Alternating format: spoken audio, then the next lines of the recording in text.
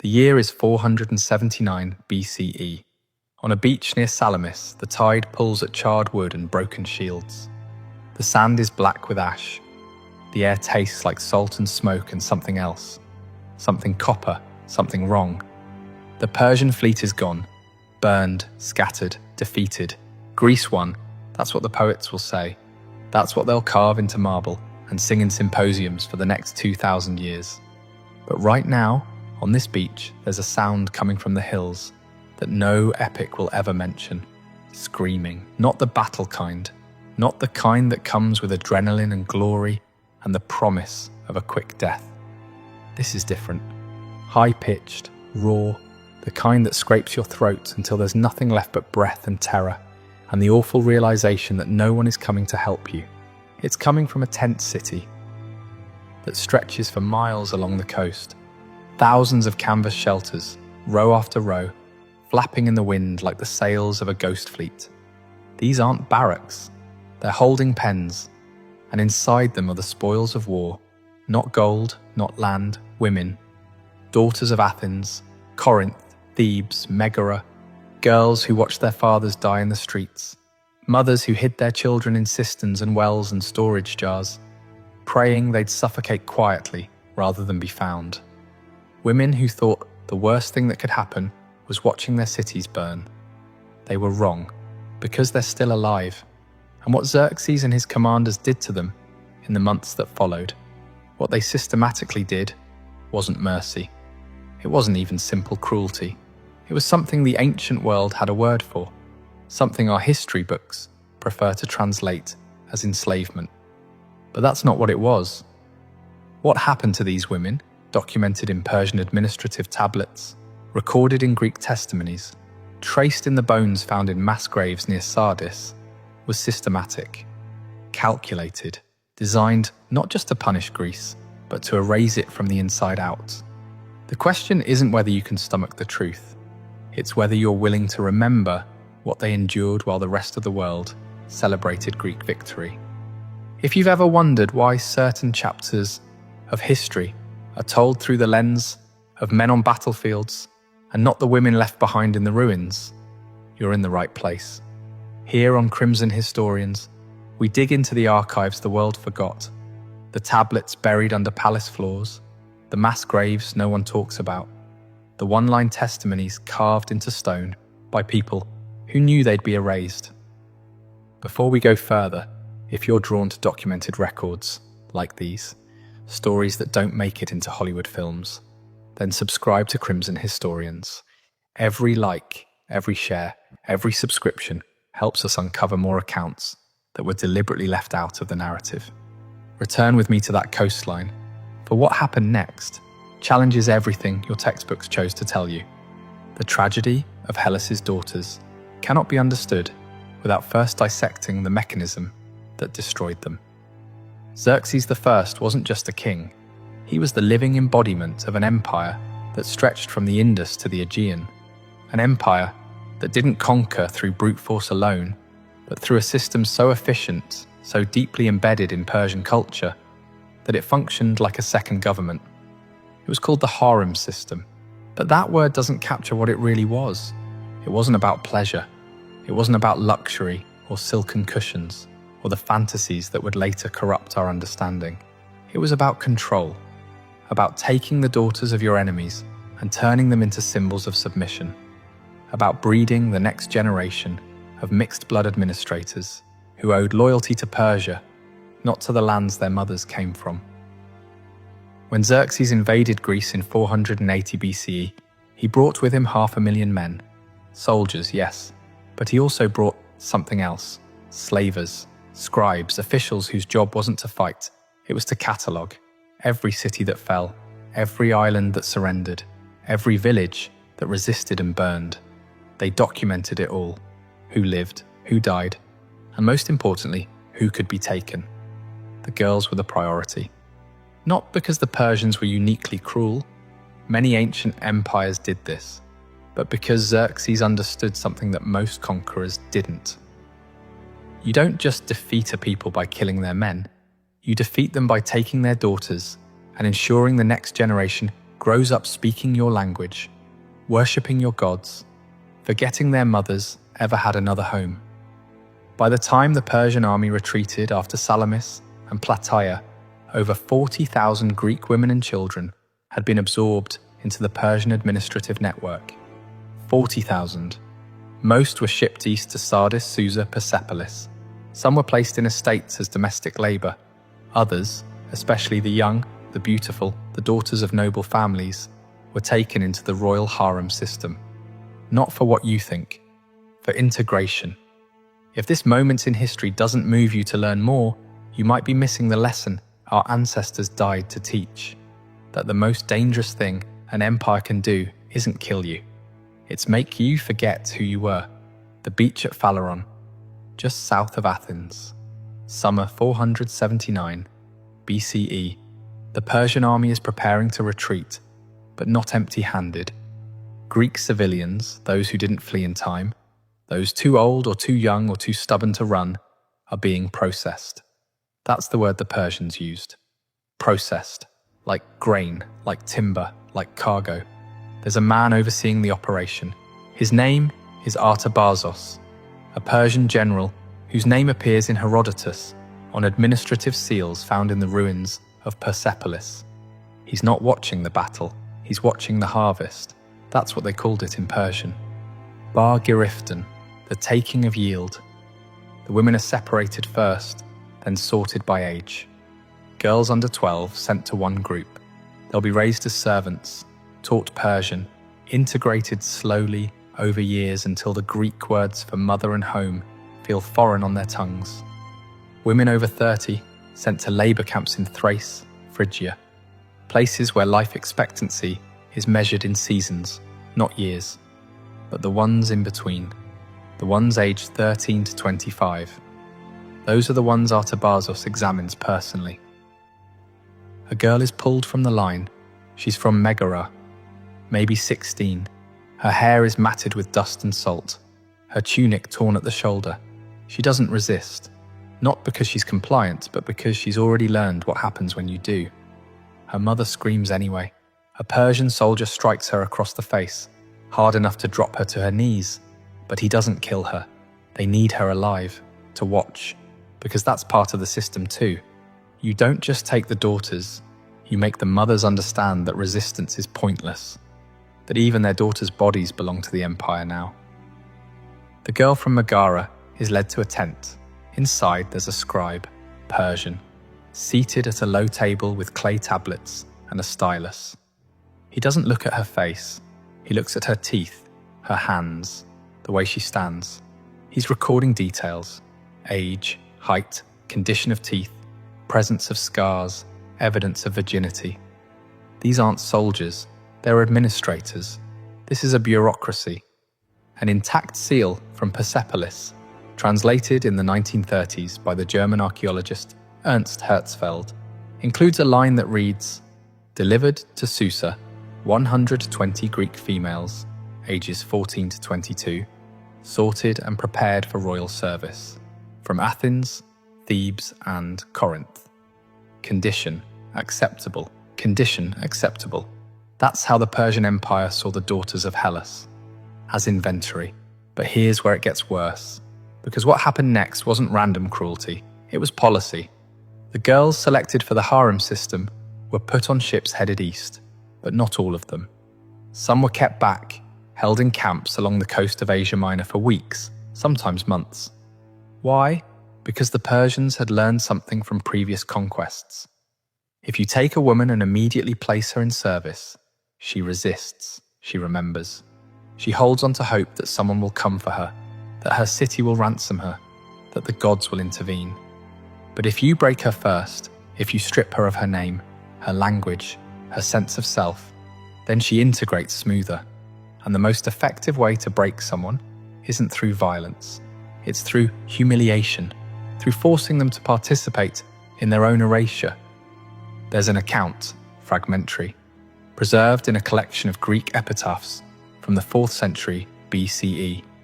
A woman named Cleis from Corinth. She was 13 when the Persians took her. She survived. Decades later, she returned to Greece as an old woman and left an inscription at a temple near Olympia. It reads, "I was Clys, daughter of Nicodemus. They took me in the year of the fire. They gave me a new name I will not speak. I served in the house of the king's cousin for 16 years. When they freed me, I had forgotten the hymns my mother taught me. I have come here to remember. This stone will remember for me." 16 years. She was 29 when she was freed, and she had forgotten the hymns. That's not enslavement. That's cultural annihilation. The camps where these women were held weren't prisons. They were re-education centres. Girls were taught Persian, how to bow in the Persian manner, how to prepare Persian food, wear Persian dress, adopt Persian mannerisms. Those who resisted were starved. Those who complied were rewarded with slightly better treatment. And those who resisted too much.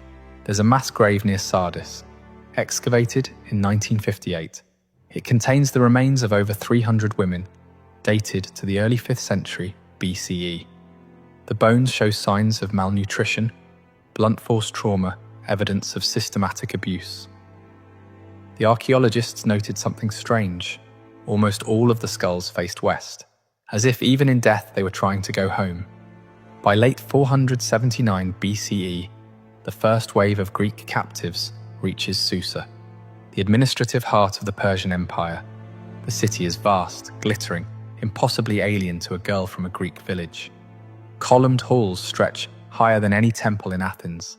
Gardens bloom with flowers that have no Greek names. The air smells like incense and cardamom and something sweet she can't identify. And in the centre of it all is the palace complex, where the royal harem resides. This is where the myth meets the horror. The word harem conjures images from Hollywood, veils, incense, luxury. But the royal harem of Persia wasn't a brothel. It was a political institution, a place where the daughters of conquered peoples were transformed into assets of the empire. Here's how it worked. According to records from the Persepolis fortification tablets, administrative documents that survived because they were baked in a fire when Alexander the Great burned the city in 330 BCE, women entering the harem system were divided into ranks. At the bottom, domestic servants. Above them, concubines. At the top, those selected to bear children for Persian nobles. The goal wasn't pleasure, it was integration. The children born to Greek mothers and Persian fathers would be raised Persian, but with enough Greek blood to serve as intermediaries, translators, administrators in the newly conquered territories. It was genetic colonialism, but not every girl made it that far. A girl named Thalia, her name preserved in a Babylonian administrative tablet from 477 BCE. She was 15 when she arrived at Susa. The tablet records that she refused integration and was placed in a disciplinary unit. What that meant exactly is spelled out in another document. Forced labour in the palace weaving rooms, 14 hours a day, minimal rations, no contact with other Greek women. She lasted 8 months. Cause of death, recorded as exhaustion. But some of the girls did survive the integration. And what happened to them is, in some ways, worse than death, because they became complicit. There's a letter, an actual letter, preserved in the dry sands of Bactria and translated in the 1970s. It's from a woman named Roxane, a Greek name. It means bright. She's writing to her sister back in Thessaly. The letter is dated to around 470 BCE. She writes, "I am well. I have learned the language. I have learned the prayers. The king's steward has taken me as a secondary wife. I have given him a son. He is beautiful. He has your eyes, but he will never know your name. Please do not try to find me. I am not who I was. I am not who I was." That is the sentence that should haunt you, because Roxane survived. She was fed, clothed, elevated in status. She had a child, and in exchange, she gave birth to a son who would grow up Persian, who would never know his mother had once prayed to Athena, who would never sing the lullabies she learned as a girl in Thessaly. This was the true strategy. Not massacre. Massacre creates martyrs. Songs are written, stories are told, the dead become immortal. But assimilation, Slow, methodical, bureaucratic, taking the daughters of your enemies and turning them into the mothers of your next generation of administrators. And it worked. By the mid-5th century BCE, there were thousands of mixed Greek-Persian children serving in the Achaemenid administration. Some became scribes, some became soldiers, some governed the very territories their mothers had once called home. Xerxes didn't just invade Greece, he tried to absorb it. If you're still watching, it's because part of you knows this story needs to be told. Subscribe to Crimson Historians, not for us but for them, for the girls whose names were erased, for the mothers who watched their daughters taken east and never saw them again. This is their testimony, and it only survives if we refuse to let it be forgotten. Not all of them stayed in Persia. Some, very few, but some came back.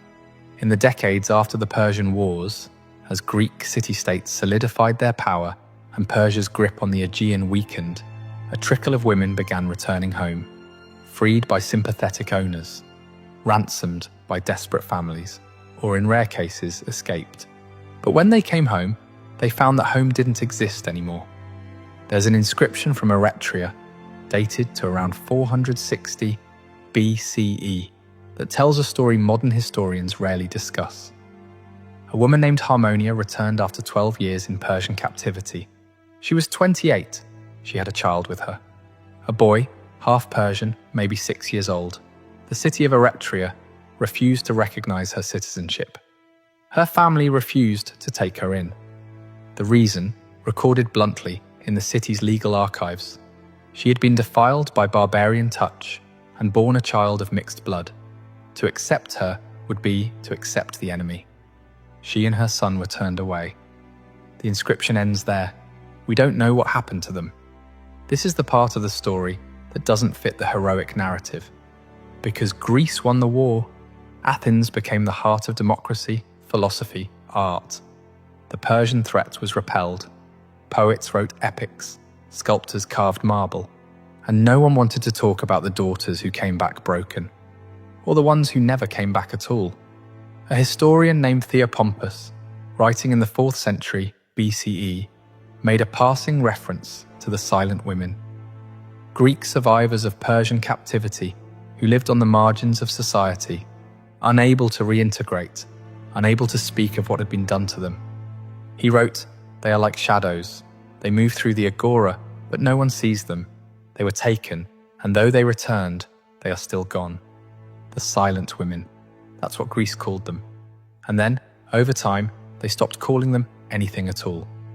By the time Herodotus wrote his histories, in the 400s and 30s BCE, the focus was entirely on battles, strategies, the glory of Greek resistance.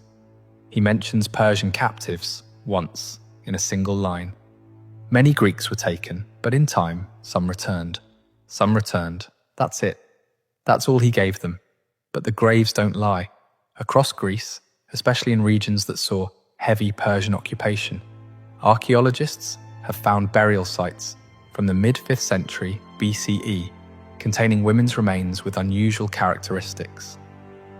Signs of malnutrition consistent with long-term captivity, skeletal trauma, and in several cases, evidence of childbirth at very young ages. One such grave near ancient Thebes contained the skeleton of a woman in her early 20s. Beside her, a small clay tablet inscribed in Greek. It reads, "I am daughter of no one. I am mother of no one. I am the forgotten.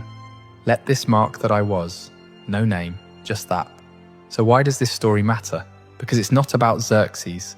It's not even about Persia. It's about what happens when empires decide that the most effective weapon isn't the sword, it's silence. Xerxes invaded Greece and lost. His fleet burned at Salamis. His army was crushed at Plataea. By every military measure, Greece won. But if you measure victory differently, if you count the daughters taken, the identities erased, the mothers who spent the rest of their lives staring at the eastern horizon, then the question becomes harder to answer. Because those women didn't die gloriously. They didn't become martyrs.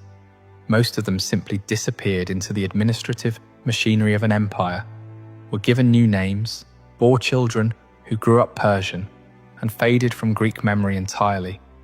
And Greece let them, because to remember them would have been to admit that victory came with a cost that couldn't be carved into marble or sung in an epic.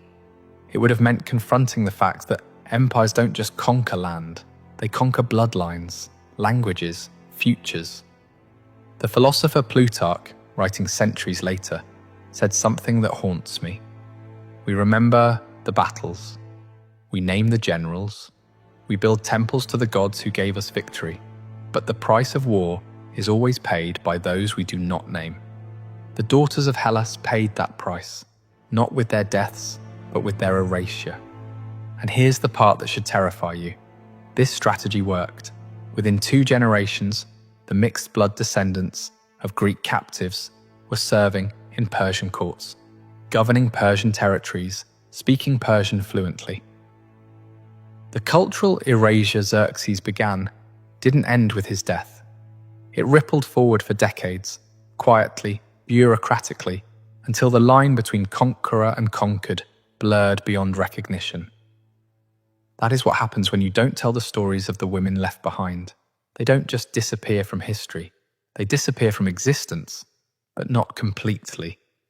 Because here we are, 2,500 years later, reading clay tablets from Persepolis, translating inscriptions from forgotten graves, finding the one-line testimonies of women who carved their pain into stone because they knew, somehow they knew, that silence was the final death. And as long as we keep reading, keep translating, keep refusing to let their voices be swallowed by time, they're still here. Not in the way they wanted, not in the way they deserved, but here. You've just witnessed one of history's darkest truths, not the kind written into textbooks, but the kind buried in administrative records and anonymous graves. If stories like this remind you how fragile humanity is, how easily voices can be erased when no one fights to remember them, then subscribe to